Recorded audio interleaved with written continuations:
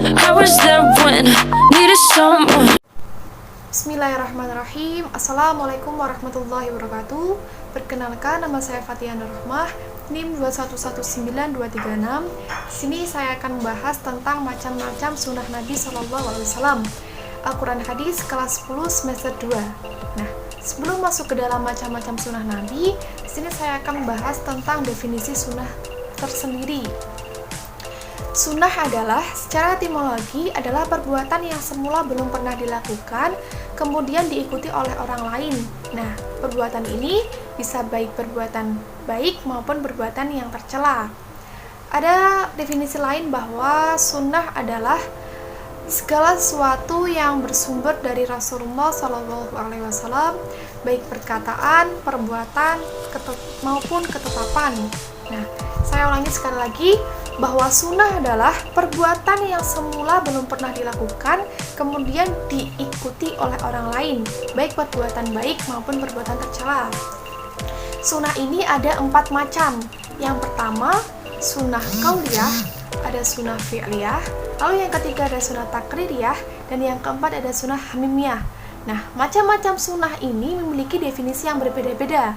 Yang pertama, sunnah qauliyah, artinya sunnah dalam berbentuk perkataan atau ucapan yang disandarkan kepada Nabi Muhammad SAW yang berisi berbagai tuntutan dan petunjuk syara seperti peristiwa-peristiwa atau kisah-kisah baik yang berkenaan dengan aspek akidah, syariah maupun akhlak.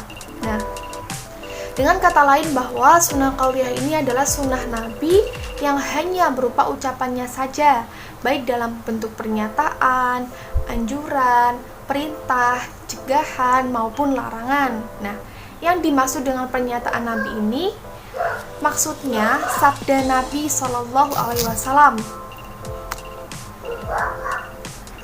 yaitu maksudnya apa? Tentang bagaimana Nabi Muhammad dalam merespon keadaan yang berlaku pada masa lalu, masa kini, dan masa depan. Nah, kadang-kadang dalam bentuk dialog dengan para sahabat, atau mungkin jawaban yang diajukan oleh sahabat, atau mungkin dalam bentuk-bentuk ain yang seperti khutbah saat beliau khutbah di dalam masyarakat Arab. Nah, dilihat dari tingkatannya, sunnah qauliyah ini menempati urutan yang pertama, yang berarti kualitasnya itu lebih tinggi daripada kualitas sunnah fi'liyah dan sunnah takririyah. Nah, ada contoh tentang sunnah qauliyah. Yang pertama, tercantum dalam hadis tentang doa Nabi Muhammad SAW kepada orang yang mendengar, menghafal, dan menyampaikan ilmu, yang berisi dari Zaid bin Sabit. Ia berkata bahwa saya mendengar Rasulullah SAW bersabda. Nah, sabda ini, semoga Allah memperindah orang yang mendengar hadis dariku, lalu menghafal dan menyampaikannya kepada orang lain. Berapa banyak orang yang menyampaikan ilmu itu kepada orang yang lebih berilmu, dan berapa banyak pembawa ilmu yang tidak berilmu. Hadis riwayat Abu Dawud. Itu salah satu contoh dari sunnah qauliyah.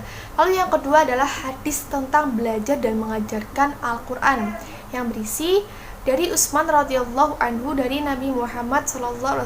Beliau bersabda, sabda ini lagi, orang yang paling baik di antara kalian adalah seorang yang belajar Al-Quran dan mengajarkannya. Hadis riwayat Bukhari.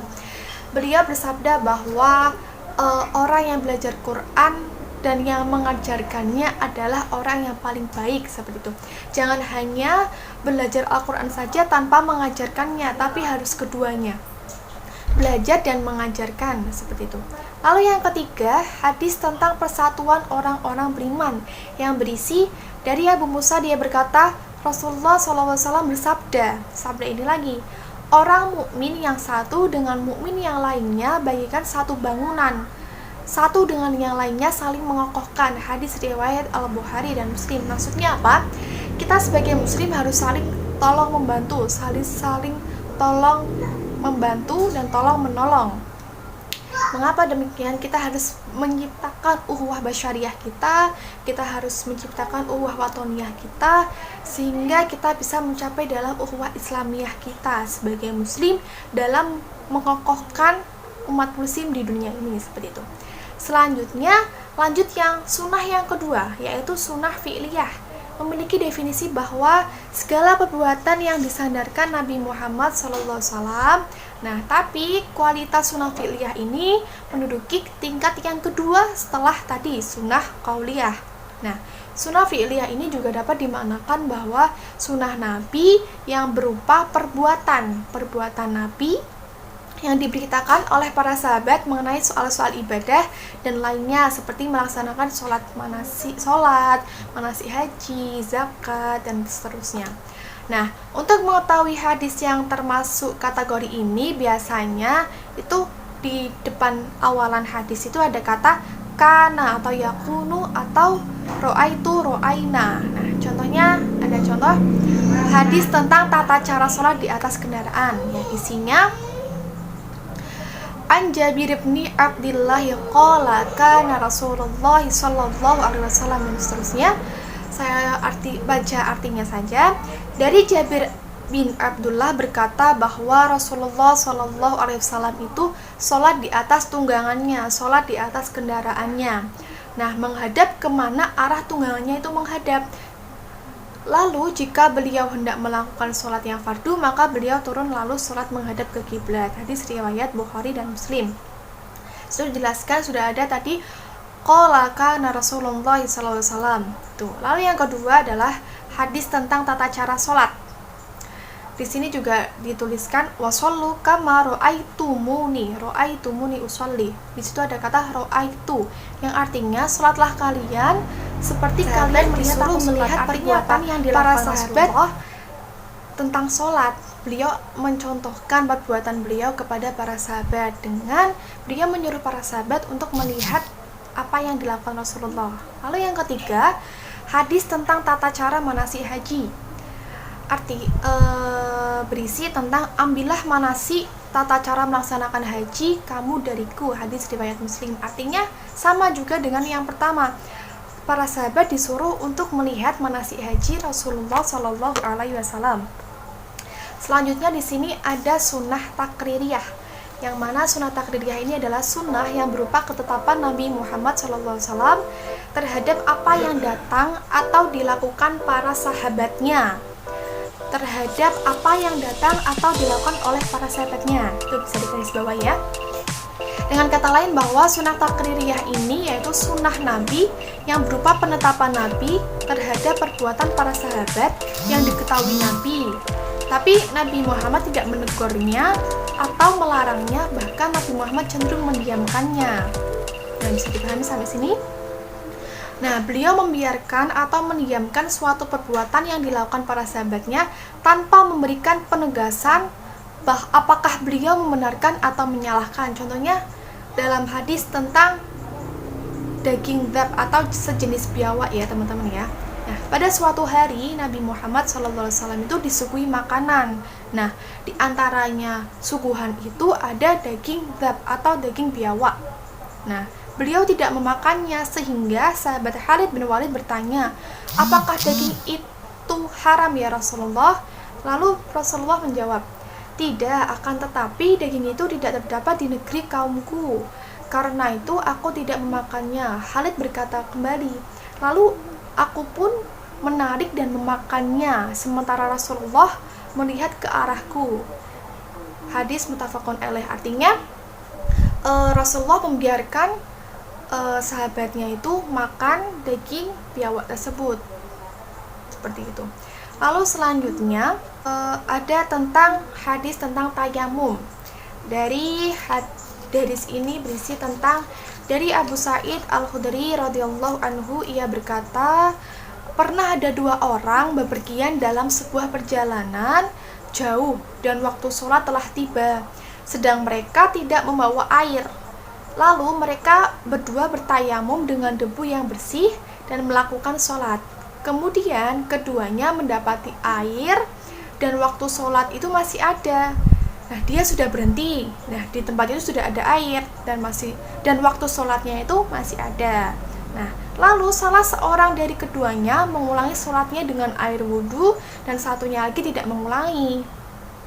Nah, Mereka menemui Rasulullah SAW dan menceritakan hal itu. Maka beliau berkata kepada orang yang tidak mengulangi sholatnya, itu yang tadi hanya tayamum saja, sholatnya sekali di dalam kendaraan tersebut, kamu sesuai dengan sunnah dan sholatmu sudah cukup.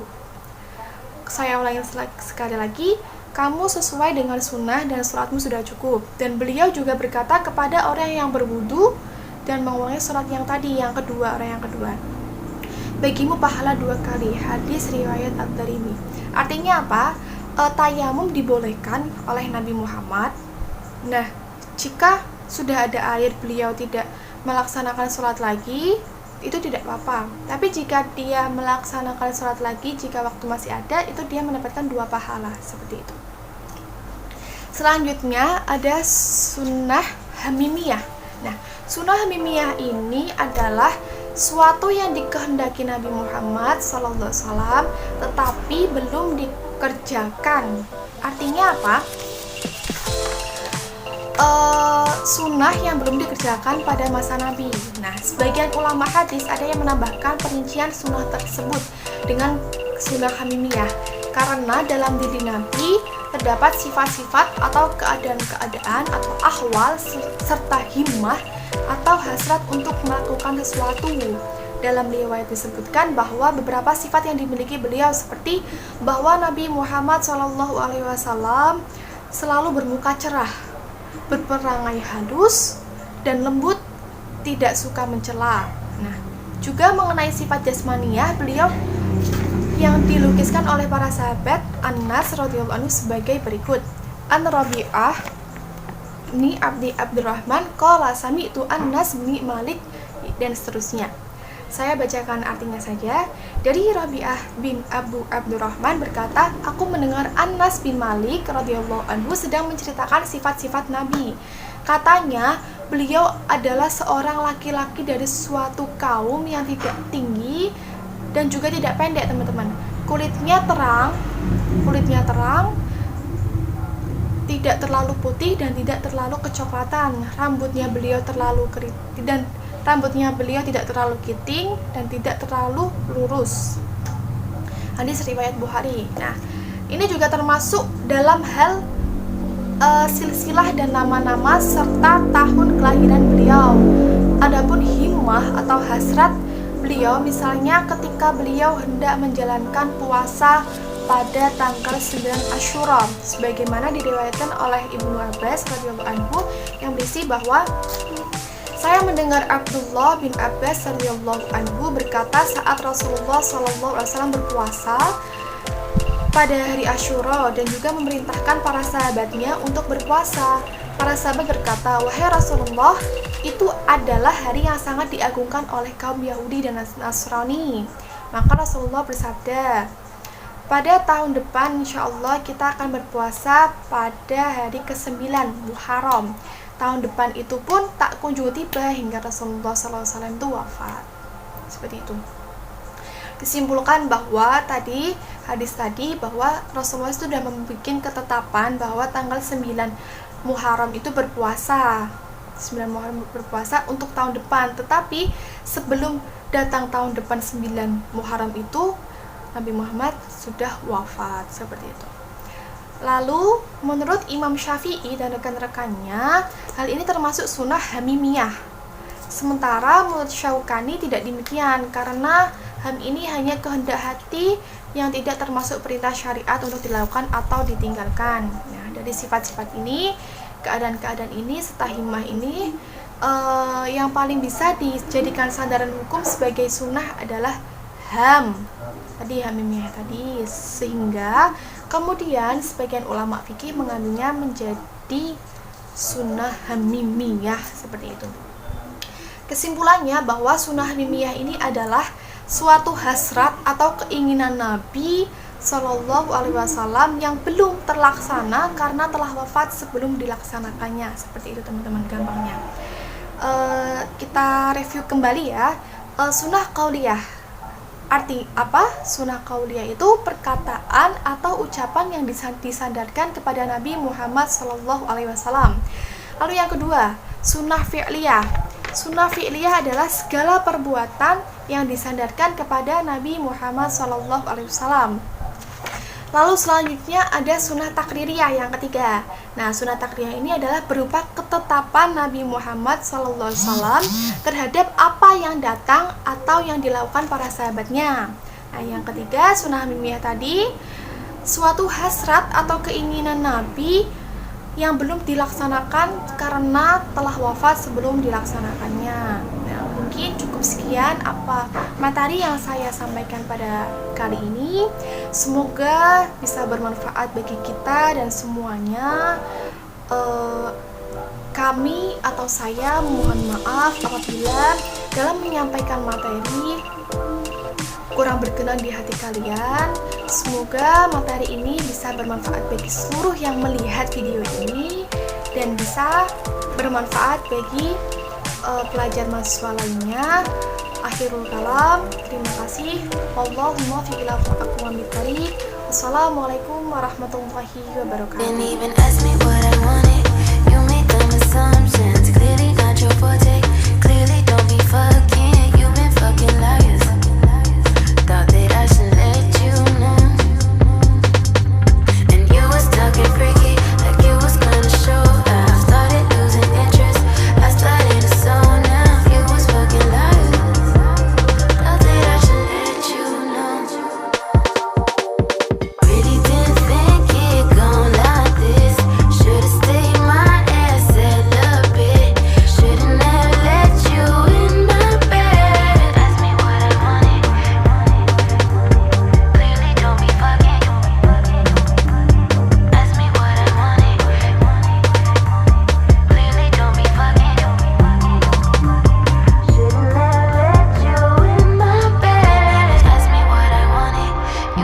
Assumptions clear.